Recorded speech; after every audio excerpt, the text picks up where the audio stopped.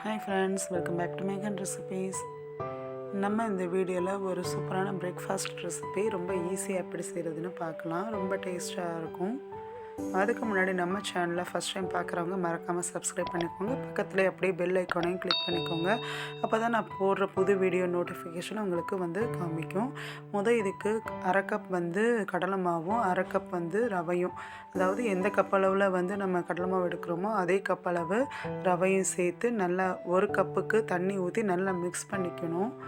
கட்டிகள் இல்லாமல் நல்லா மிக்ஸ் பண்ணிக்கணும்.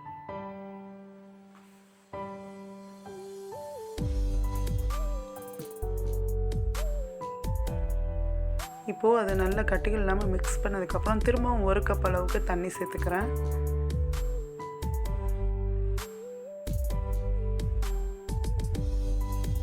ரெண்டு கப் அளவு தண்ணி போதுமான அளவு. ஒரே கப்பில் நீங்கள் அளவு எடுத்துக்கோங்க.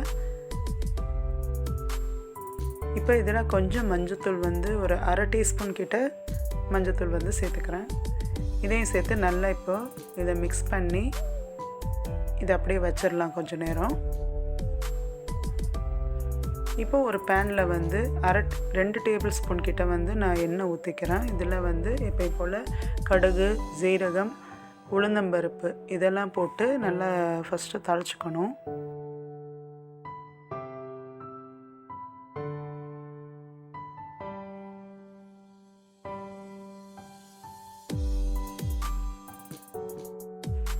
இது கூட கொஞ்சம் கருவேப்பிலை கட் பண்ணி வச்சுருக்கேன், அதையும் சேர்த்துக்கிறேன். இப்போ ஜிஞ்சர் கார்லிக் பேஸ்ட் ஒரு டீஸ்பூன் கிட்ட சேர்த்துக்கிறேன். ஒரு பச்சை மிளகாய் சின்னதாக கட் பண்ணி வச்சுருக்கேன், அதையும் சேர்த்துட்டு நல்லா வதக்கிக்கணும்.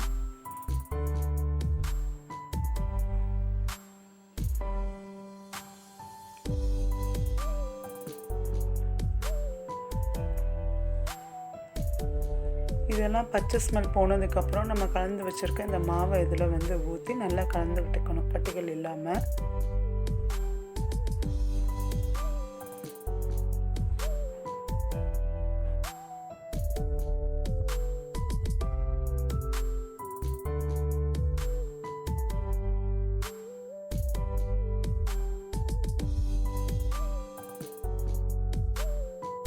இதில் கொஞ்சமாக பெருங்காயம் சேர்த்துக்கணும்.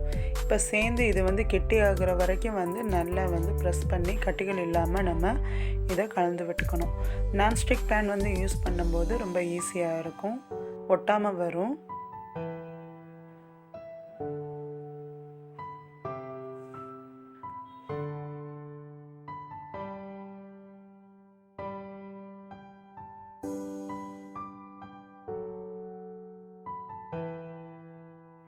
இந்த மாதிரி கெட்டியாகிற வரைக்கும் நம்ம இதை நல்லா கலந்து விட்டுட்டே இருக்கணும்.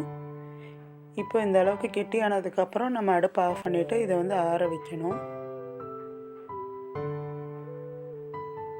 இது ஆறினதுக்கப்புறம் இதில் ஒரு வெங்காயம், ஒரே ஒரு தக்காளி, ஒரு கேப்சிகம், குடமிளகா, கொஞ்சம் கொத்தமல்லி கட் பண்ணி போட்டிருக்கேன்.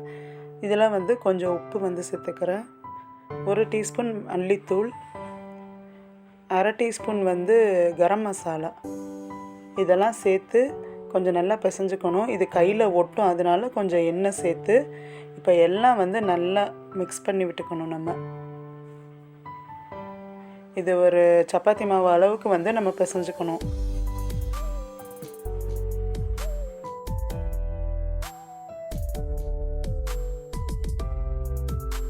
இப்போ பிசைஞ்சதுக்கப்புறம் இந்த மாதிரி ஒரு சின்ன சின்ன உருண்டையாக பிடிச்சி இது டிக்கி மாதிரி, அதாவது கட்லட் ஷேப்பில் நம்ம பிடிச்சிக்கலாம். உங்களுக்கு மாவு ஒட்டுறமாக இருந்தால் இன்னமும் கொஞ்சம் எண்ணெய் சேர்த்து நீங்கள் கலந்துட்டு இந்த மாதிரி ஷேப்பில் பிடிச்சிக்கலாம். உங்களுக்கு பிடிச்ச ஷேப்பில் நம்ம இதை நம்ம செஞ்சுக்கலாம். நான் இந்த மாதிரி டிக்கி ஷேப்பில் இதை பண்ணிக்கிறேன். இந்த மாதிரி எல்லா மாவுலையும் நான் ஷேப் பண்ணி வச்சுருக்கேன். இப்போ இதை எண்ணெயில் போட்டு நம்ம பொரிச்செடுக்க வேண்டியதுதான். எண்ணெய் நல்லா சூடாகிட்டு இருக்குது, அதனால் அதில் எத்தனை போட முடியுமோ அதை போட்டுக்கிறேன். இது டீப் ஃப்ரை பண்ணாமல் இந்த மாதிரி சேலோ ஃப்ரையே பண்ணிக்கோங்க.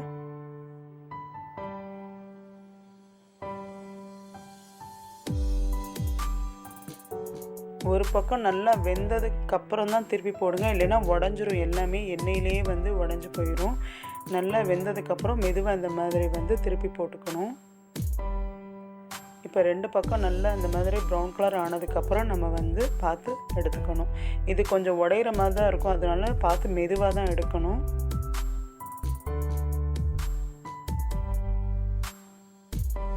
அவ்வளோதான். இந்த மாதிரி எல்லாத்தையும் எண்ணெயில் நம்ம சேலை ஃப்ரை பண்ணி எடுத்துக்கலாம். இது ரொம்ப டேஸ்ட்டாக இருக்கும், ஈஸியாக ரெடி பண்ணிடலாம். இது ஈவினிங் ஸ்நாக்ஸாகவும் நம்ம வந்து சாப்பிட்டுக்கலாம் டக்குன்னு. உங்களுக்கு என்னுடைய ரெசிபி பிடிச்சிருந்தா கண்டிப்பாக மறக்காமல் சப்ஸ்கிரைப் பண்ணிக்கோங்க. தேங்க்ஸ் ஃபார் வாட்சிங் friends. Happy and healthy cooking.